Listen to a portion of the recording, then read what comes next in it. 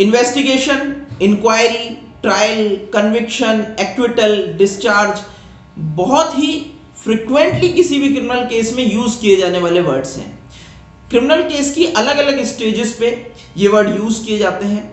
अगर हम एक क्रिमिनल केस की बात करें जो कि एफआईआर से शुरू होता है, किसी व्यक्ति ने थाने में जाके एफआईआर दर्ज कराई, तो एफआईआर दर्ज कराने के बाद जब पुलिस उस चीज की जांच पड़ताल शुरू करती है, उस एफआईआर पर जांच पड़ताल शुरू करती है, तथ्यों को इकट्ठा करती है, एविडेंस लेना शुरू करती है, that is called investigation.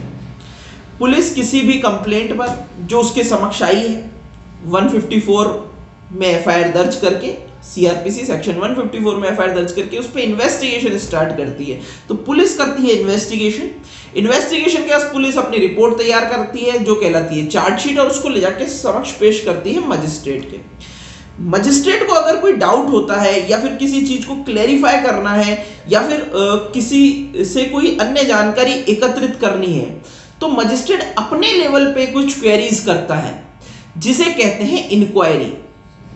Magistrate inquiry करता है और इन्वेस्टिगेशन की जाती है पुलिस के द्वारा। ये बेसिक डिफरेंस है इन्वेस्टिगेशन और इंक्वायरी में, कि इन्वेस्टिगेशन मजिस्ट्रेट के सुपरविजन में नहीं होती है जबकि इंक्वायरी मजिस्ट्रेट के सुपरविजन में होती है।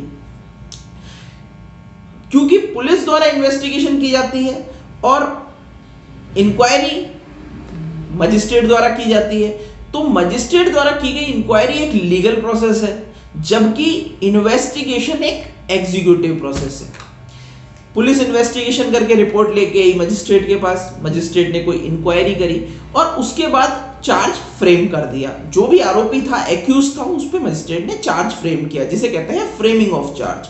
फ्रेमिंग ऑफ चार्ज करने के बाद दोनों से, प्रोसिक्यूशन से और एक्यूज से, डिफेंस से, मजिस्ट्रेट एविडेंस लेगा कि आप बताइए कि आपके पक्ष में आप क्या सबूत पेश करना चाहते हैं। तो इस स्टेज पे, जिस स्टेज पे सबूत दिए जाते हैं फ्रेमिंग ऑफ चार्ज के बाद, ये कहलाता है ट्रायल। यानी एविडेंस लेने की जो स्टेज है वो ट्रायल कहलाती है। ट्रायल होने के बाद या तो व्यक्ति दोष सिद्ध किया जाएगा या दोष मुक्त किया जाएगा। यानी अगर ट्रायल और ट्रायल में एविडेंस लेने के बाद व्यक्ति दोषी पाया जाता है तो उसे दोष सिद्ध किया जाता है, यानी उसे किया जाता है कन्विक्ट।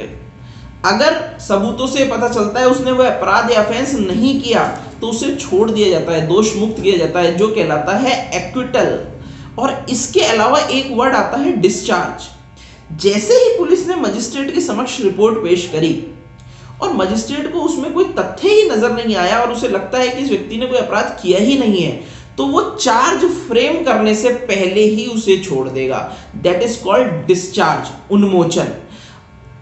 डिस्चार्ज और एक्विटल और कन्विक्शन, इसमें फर्क इतना है कि डिस्चार्ज फ्रेमिंग ऑफ चार्ज से पहले होता है और एक्विटल और कन्विक्शन ये एविडेंस स्टेज पे ट्रायल के बाद होते हैं।